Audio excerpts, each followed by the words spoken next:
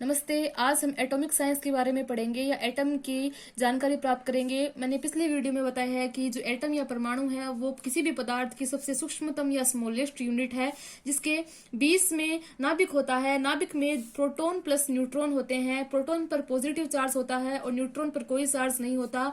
नाभिक के चारों ओर इलेक्ट्रॉन विभिन्न कक्षाओं में चक्कर लगाते हैं और इलेक्ट्रॉन पर नेगेटिव चार्ज होता है।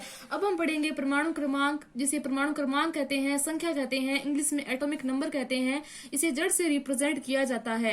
किसी भी परमाणु के नाभिक में उपस्थित प्रोटॉन की संख्या, जिस तत्व के नाभिक में जितने प्रोटॉन होंगे वो उसके परमाणु क्रमांक के बराबर होगा। एग्जाम्पल, नाइट्रोजन जो तत्व है उसके नाभिक में 7 प्रोटॉन उपस्थित है, इसीलिए इसकी परमाणु संख्या 7 होगी। और ऑक्सीजन, इसके नाभिक में 8 प्रोटॉन उपस्थित है, इसीलिए इसका परमाणु क्रमांक या एटॉमिक नंबर 8 होगा।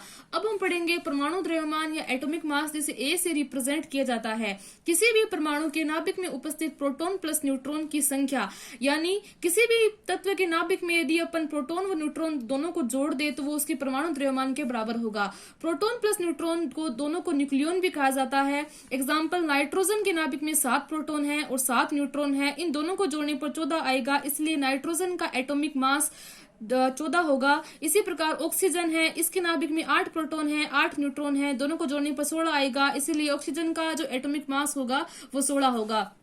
किसी भी तत्व को रिप्रेजेंट करने के लिए, मान ले कोई तत्व X है तो इसके नीचे परमाणु क्रमांक होगा और ऊपर परमाणु द्रव्यमान होगा।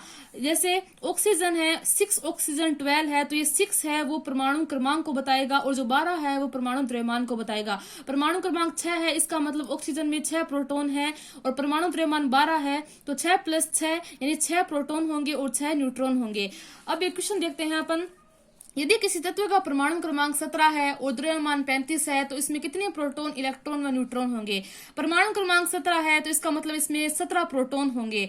और याद रखिए, नॉर्मली किसी उदासीन परमाणु में जितने प्रोटॉन होते हैं उतने ही इलेक्ट्रॉन होते हैं। तो प्रोटॉन 17 है तो इलेक्ट्रॉन भी कितने होंगे? 17 होंगे। और न्यूट्रॉन निकालने के लिए आपको क्या करना होगा? न्यूट्रॉन निकालने के लिए आपको परमाणु द्रव्यमान में से, यानी 35 है, उसमें से आपको प्रोटॉन की संख्या घटानी पड़ेगी। तो 35 है, 35 में से प्रोटॉन कितने हैं? 17। तो 35 में से यदि अपन 17 घटाएं तो कितना आएगा? 18। आप ऐसे भी कर सकते हैं, प्रोटॉन प्लस न्यूट्रॉन ये किसके बराबर होता है? परमाणु द्रव्यमान की जो है 35, प्रोटॉन अपन ने निकाले हैं 17 प्लस n 35, तो यहाँ n की वैल्यू कितनी आएगी? 35 - 17 बराबर 18। न्यूट्रॉन निकालने का फॉर्मूला याद रखिएगा। न्यूट्रॉन निकालते हैं द्रव्यमान माइनस प्रोटॉन की संख्या। अब हम समस्थानिक या आइसोटोप के बारे में पढ़ेंगे। वे तत्व जिनका परमाणु क्रमांक समान होता है लेकिन द्रव्यमान संख्या अलग अलग होती है उसे समस्थानिक या आइसोटोप कहते हैं। जैसे हाइड्रोजन के 3 समस्थानिक है। ये मैंने एक हाइड्रोजन बनाया है, इसमें 1 प्रोटॉन है और इसके चारों ओर 1 इलेक्ट्रॉन घूम रहा है। तो परमाणु संख्या 1 होगी क्योंकि प्रोटॉन कितना है? 1 है। और द्रव्यमान कितना होगा? 1, क्योंकि जो द्रव्यमान होता है वो प्रोटॉन और न्यूट्रॉन की संख्या के बराबर होता है, लेकिन यहाँ न्यूट्रॉन नहीं है, इसे बोलते हैं प्रोटियम। दूसरा समस्थानिक है ड्यूटेरियम। यहाँ परमाणु क्रमांक कितना होगा? 1, प्रोटॉन कितना है? 1, लेकिन द्रव्यमान संख्या कैसे निकालेंगे? प्रोटॉन प्लस न्यूट्रॉन की संख्या, प्रोटॉन भी 1 है, न्यूट्रॉन भी 1 है, तो 1 + 1 कितना होगा? 2 होगा। यह तीसरा समस्थानिक है ट्राइटेरियम। इसमें परमाणु संख्या 1 होगी क्योंकि प्रोटॉन कितना है? 1, लेकिन इसमें प्रोटॉन 1 है, न्यूट्रॉन 2 है, तो 1 + 2 कितने होते हैं? 3, तो द्रव्यमान संख्या कितनी हो गई? 3। इसी प्रकार हाइड्रोजन के 3 समस्थानिक हो गए, प्रोटियम, ड्यूटेरियम, ट्राइटेरियम। इसमें परमाणु संख्या सबकी समान है, यहाँ 1 है, यहाँ भी 1 है, यहाँ भी 1 है, लेकिन द्रव्यमान सबका अलग अलग है। इसका 1, इसका 2 व इसका 3 है। इसी प्रकार कार्बन के भी 3 समस्थानिक होते हैं, 6C12, 6C13, 6C14। यहाँ पे प्रोटॉन की संख्या समान है, इसमें न्यूट्रॉन 6 है, इसमें न्यूट्रॉन 7 है और इसमें न्यूट्रॉन 8 है। अब हम पढ़ेंगे समभारिक या आइसोबार।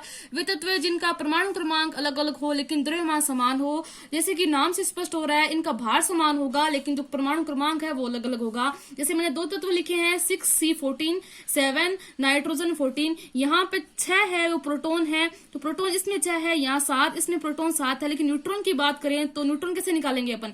ये परमाणु द्रव्यमान है, 14 में से 6 घटाओ कितना आएगा? 8। ये परमाणु द्रव्यमान है, 14 में से 7 घटाओ कितना आएगा? 7। इसी प्रकार इनमें आप देख सकते हो कि इनका परमाणु क्रमांक तो समान होगा। ये परमाणु क्रमांक तो अलग अलग होगा लेकिन द्रव्यमान संख्या समान होगी। यहाँ भी 14 है, यहाँ भी 14 है, लेकिन परमाणु क्रमांक क्या होगा? अलग है, यहाँ 6 और इसका 7 है। अब हम पढ़ेंगे सम न्यूट्रॉनिक। ऐसे तत्व जिनमें न्यूट्रॉन की संख्या समान हो उसे क्या बोलेंगे हम, सम न्यूट्रॉनिक। जैसे मैंने यहाँ लिखे हैं, इसमें प्रोटॉन तो समान है, प्रोटॉन तो अलग अलग है, जैसे इसमें प्रोटॉन है 6, इसमें है 7, लेकिन न्यूट्रॉन क्या है, इसमें समान है। याद रखिए न्यूट्रॉन निकालने के लिए आपको 13 में से 6 घटाने होंगे और यहाँ 14 में से 7 घटाने होंगे। अब हम देखेंगे परमाणु भार या एटॉमिक वेट। याद रखिए एटॉमिक मास व वेट अलग अलग होता है। एटॉमिक मास तो होता है कि यदि आप प्रोटॉन प्लस न्यूट्रॉन को जोड़ दे तो होता है एटॉमिक मास। अब हम देखेंगे एटॉमिक वेट क्या होता है। कार्बन के समस्थानिक कार्बन 12, यानी कार्बन का एक 6C12 है, इसका यदि भार हो, इसके भार के 12वें भाग की तुलना में कोई तत्व कितना गुना भारी है वो उसका परमाणु भार होगा। हम मान लेते हैं कि कार्बन का जो भार है वो 12 है, इसका 12वां भाग कितना होगा, 1 होगा। इस 1 की तुलना में कोई तत्व कितना गुना भारी है वो उसका परमाणु भार होगा। साइंस की दृष्टि से देखें तो एक कार्बन परमाणु का द्रव्यमान का जब 12वां भाग लिया गया तो 1.66 इंटू 10 की घात -24 ग्राम आया। यानी एक कार्बन परमाणु का द्रव्यमान था, उसका 12वां भाग जब किया गया तो 1.66 इंटू 10 की घात -24 ग्राम आया। अब इसकी तुलना में बाकी तत्वों के परमाणु भार को देखा गया तो जो जितना आया उसका उतना गुना वह भारी होगा। जैसे नाइट्रोजन है वो इसकी तुलना में इतना गुना भारी था, तो नाइट्रोजन का परमाणु भार कितना हो गया, 14.007। अब ऐसे सारणी के माध्यम से समझे तो तत्व है कार्बन का द्रव्यमान है 12, लेकिन भार क्या होगा, 12.001 ग्राम, क्योंकि ये इसकी तुलना में लिया गया है। याद रखिए द्रव्यमान भार लगभग एक जितने ही होते हैं, कुछ अलग अलग हो सकते हैं। नाइट्रोजन का द्रव्यमान है 14, लेकिन भार होता है 14.007 ग्राम। इसी प्रकार ऑक्सीजन का 16 और ये इसका भार होगा। एक बात याद रखिए कि कार्बन परमाणु का जो द्रव्यमान है उसका 12वां भाग कितना होता है, 1.66 इंटू 10 की घात -24 ग्राम। इसे बोलते हैं AMU, इसे बोलते हैं atomic mass unit. Atomic mass unit को ग्राम में भी रिप्रेजेंट किया जाता है, या इसका जो मात्रक होता है वो ग्राम में लिया जाता है, इसलिए परमाणु भार को अपन बोल देते हैं कि 12.001 ग्राम है। अब हम पढ़ते हैं मोल कंसेप्ट के बारे में। मोल क्या होता है, कार्बन का जो द्रव्यमान है वो होता है 12 ग्राम, यहाँ लिखा हुआ है ना 12 ग्राम, तो कार्बन का द्रव्यमान 12 ग्राम है। इसमें वैज्ञानिकों ने निकाला कि इस 12 ग्राम में 6.022 इंटू 10 की घात 23 कण है। इतने ही कण यदि किसी भी चीज में उपस्थित है तो वो 1 मोल के बराबर होगा। जैसे कार्बन के 12 ग्राम में कितने कण हैं, 6.022 इंटू 10 की पावर 23, इसमें कार्बन में इतने कण हैं। इसी प्रकार एक बात याद रखिएगा कि जो किसी भी तत्व का जो परमाणु भार है उसमें सभी के परमाणु भार में सेम कण होंगे। जैसे नाइट्रोजन का परमाणु भार 14 ग्राम होगा, 14 ग्राम में कितने कण होंगे, इतने ही कण होंगे। ऑक्सीजन का परमाणु भार 15 है तो इसमें कितने कण होंगे, इतने कण होंगे। यानी सभी के परमाणु भार में कणों की संख्या समान होगी। और इस कणों की संख्या को अवोगाद्रो संख्या कहते हैं, क्योंकि अवोगाद्रो नामक वैज्ञानिक ने दी थी, जिसका वैल्यू होती है 6.022 इंटू 10 की पावर 23। सभी तत्वों के परमाणु भार में समान कण होंगे। और याद रखिए कण समान होंगे लेकिन कणों का साइज है वो अलग अलग होगा। जैसे कार्बन के छोटे हो गए, नाइट्रोजन के बड़े हो गए और ऑक्सीजन के और बड़े हो गए। सभी तत्वों के परमाणु भार में समान कण होते हैं और इन कणों को क्या बोलते हैं, अवोगाद्रो संख्या, क्योंकि अवोगाद्रो नामक वैज्ञानिक ने दी थी।